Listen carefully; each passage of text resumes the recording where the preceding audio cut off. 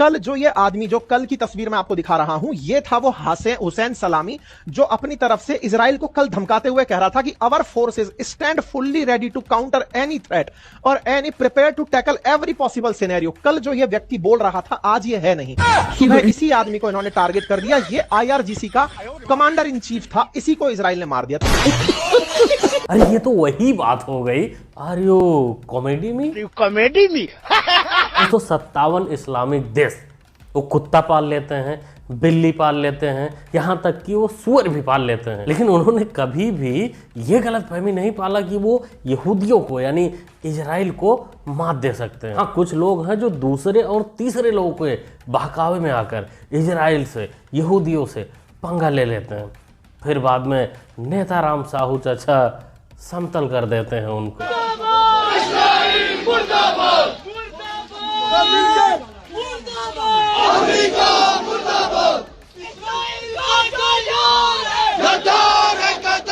ये ईरानी लोग नहीं हैं जो इजराइल और अमेरिका के खिलाफ सड़कों पर उतरे हैं, हिंदुस्तानी हैं, कश्मीरी हैं। पहलगाम घटना के बाद ये अपने मम्मी और बहन के पेटीकोट में छुप गए थे, आज वो धीरे धीरे बाहर निकल रहे हैं, सड़कों पर निकल रहे हैं इजराइल के खिलाफ प्रदर्शन करने के लिए। इसको देखकर ऐसा लग रहा है कि नेताराम साहू चाचा ने ईरान को नहीं मारा है, इनके अब्बा को ही हुर्र कर दिया हो। साफ शब्दों में कहा जाए तो ईरान ने अमेरिका को कह दिया है, अमेरिकी राष्ट्रपति डोनाल्ड ट्रंप से कह दिया है कि तमीज से बात करो, अगर सम्मान से बात करोगे तो बातचीत होगी, वरना इसके गंभीर परिणाम होंगे।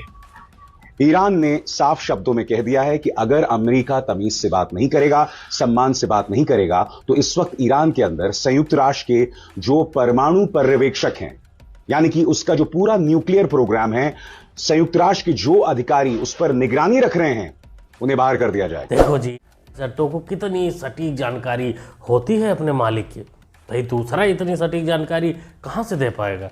लगता है ये अभिसार वो जो खमेनेई है, सुप्रीम लीडर है ईरान का, बुढ़ऊ चचा, उसके आड़ में ये तेल मालिश करता है, और वो जो बातें सोचता है और धीरे धीरे बोलता है, हाँ वो सारी बातें सुनता है, महसूस करता है, फिर सारी बातें यहाँ आकर सबके सामने बताता है। मिलाकर ये माने कि सही करने में फायदा तो है। अल्हम्दुलिल्लाह, सऊदी अरब के प्रिंस बिन सलमान ने एक बयान जारी किया है जिसमें कहा है इजराइल और अमेरिका से कि जब तक फलस्तीन एक राज्य देश नहीं बनेगा, जब तक इजराइल से कोई समझौता नहीं होगा, और साथ में ट्रंप को ये कहकर धमकाया है कि हम मुसलमानों को जंग करने के लिए मजबूर मत करना। मजबूर किया तो हम सारे लोग मिलकर तुम्हारे सामने दोनों टांगे फैलाकर लेट जाएंगे।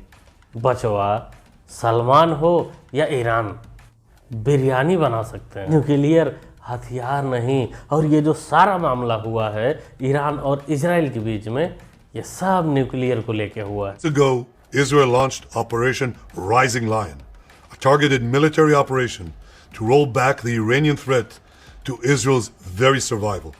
This operation will continue for as many days as it takes to remove this threat. For decades, the tyrants of Tehran have brazenly, openly called for Israel's destruction. They've backed up their genocidal rhetoric with a program to develop nuclear weapons. In recent years, Iran has produced enough highly enriched uranium for 9 atom bombs. 9. देखो जी, Israel ने जो भी Iran के साथ किया, उनके बड़े बड़े सुप्रीम लीडर को, बड़े बड़े इंजीनियर्स को, वैज्ञानिकों को जिस प्रकार हुर्र किया, वो किसी जाति धर्म की वजह से नहीं किया, वो अपने सेफ्टी के लिए किया, क्योंकि ईरान बनाना चाहता है परमाणु हथियार, और ईरान ही है जो बार बार इजराइल को धमकी भी देता है कि अगर हमने परमाणु हथियार बना लिया तो सबसे पहले तुमको हम दुनिया से ख़त्म करेंगे। अब भाई कौन सा ऐसा देश होगा जो अपने मौत का सामान बनाने दे? इसीलिए उनके न्यूक्लियर प्लांट पे ही यूरेनियम जहाँ से निकलता है वहीं उसने हमला कर दिया। क्योंकि देखा जाए तो 57 मुस्लिम देश हैं, लेकिन 57 में एक भी देश ऐसा नहीं है जो इजराइल का डायरेक्ट मुकाबला कर सके। हाँ, अगर इनके पास परमाणु हथियार किसी एक मुस्लिम देश के पास भी आ जाता है तो वो इजराइल के साथ अच्छे से युद्ध भी कर सकते हैं, ख़त्म भी कर सकते हैं, क्योंकि इजराइल एक छोटा सा देश है। इसे ये भी नहीं है कि किसी 57 देश में किसी के पास भी न्यूक्लियर पावर नहीं है। परमाणु हथियार नहीं है ना हमारे पड़ोसी पाकिस्तान के पास। लेकिन दिक्कत ये है उसमें कि उसका हथियार कोई लेना ही नहीं चाहता, वो उस पर किसी को भरोसा ही नहीं है कि एंड टाइम पर वो चलेगा भी कि नहीं। इजराइल ने अपनी मर्जी से इसको प्रीएम्प्टिव हमले का दर्जा देके एक मुल्क पे जंग किया, और अगर दुनिया की ताकतें इस चीज पे खामोश रहें तो मुझे लगता है ये बड़ी अफसोस की बात होगी। इस हिसाब से देखा जाए तो दुनिया का सबसे लंबा बांस जो है वो इजराइल में पाया जाता है, क्योंकि इजराइल डालता अपने यहाँ से है और दर्द भारत तक होता है। यूक्रेन रसिया वार में रसिया गलत था, फिलिस्तीन और इजराइल के वार में इजराइल गलत था, इजराइल ईरान के वार में इजराइल गलत था, और भारत पाकिस्तान के वार में साला वार ही गलत था। ये होती है इन लोगों की सोच, ये गलती एक सिलेक्टिव लोग की ही मानते हैं। वैसे ये गलती भारत पाकिस्तान वाले पे गलती दे सकते थे भारत का, लेकिन अब खाते यहीं का है, पता है पहले जाएंगे, ऑपरेशन सिंदूर एक इनके ऊपर भी हो सकता है, इसलिए ये डायरेक्ट ये तो नहीं बोल पाए कि भारत की गलती है, लेकिन ये जरूर बोल दिए थे कि वार ही गलत है। काश कि मैं भी फलस्तीन में पैदा हुआ होता और फलस्तीनियों के लिए लड़ता और शहीद हो गया होता। ना बछुआ, पहले अपने अब्बू से जाकर पूछ कि शहीद का मतलब कोई मिठाई नहीं होता। ये जाहिल, ये कीड़े पैदा होते ही अपने काम पर लग जाते हैं। इनको इजराइल में जाके, इनको फिलिस्तीन में जाके शहीद होना है।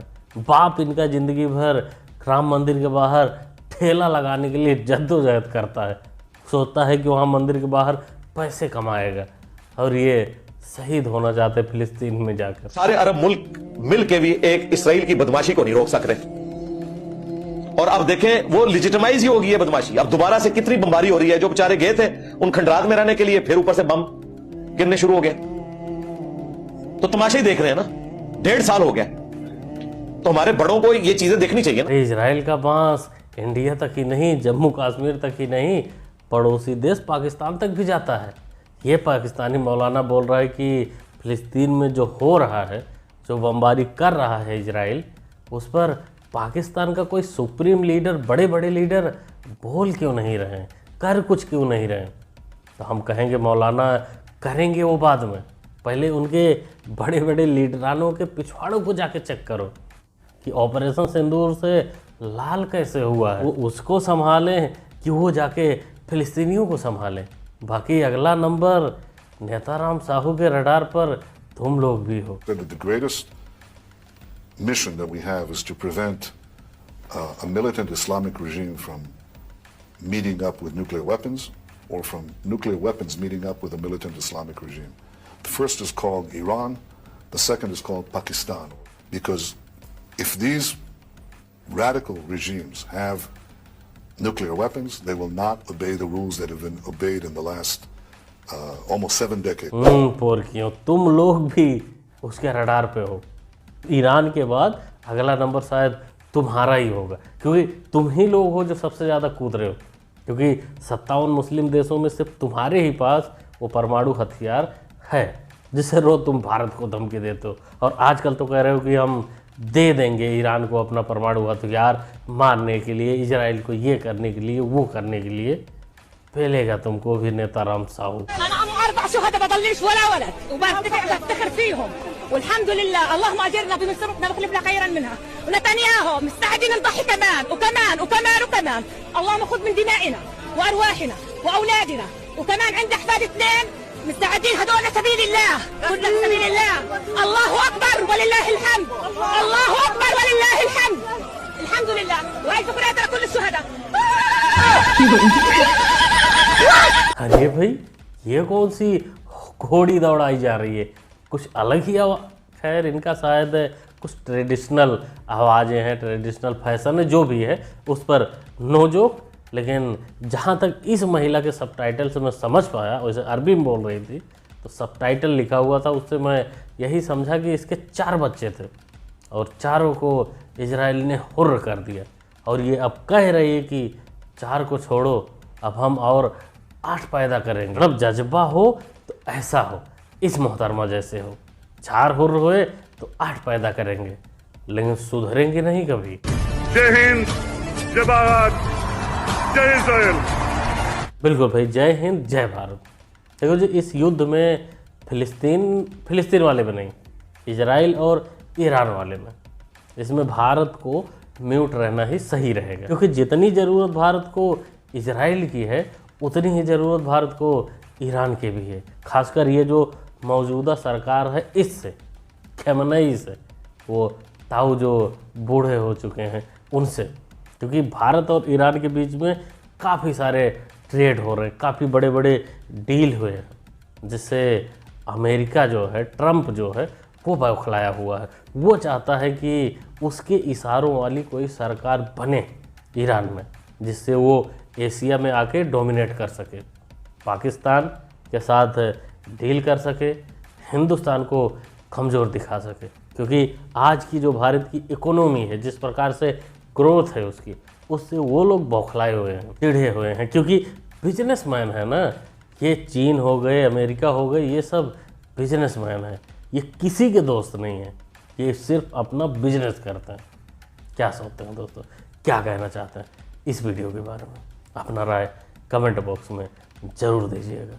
बाकी मुन्ना भाई को सपोर्ट भी कर सकते हैं चैनल को सब्सक्राइब करके। सब्सक्राइब करना होता है बिल्कुल फ्री ऑफ कॉस्ट। बाकी कुछ इस सिचुएशन की वीडियो, इस वार की वीडियो और जो भी आएंगी ऐसी, भाई यहाँ दिखाने लायक नहीं होती तो उसको मैं टेलीग्राम पर शेयर करता रहता हूँ, साथ में कुछ अलग से इंटरेस्टिंग वीडियो आपको मिलती रहती हैं वहाँ। तो अगर आप चाहें तो इस QR कोड को स्कैन कर लीजिए, या फिर लिंक मिल जाएगा आपको डिस्क्रिप्शन में टेलीग्राम को, वहाँ जाकर ज्वाइन करके वहाँ भी मज़े ले सकते हैं। मिलते हैं अगले वीडियो। Thanks for watching.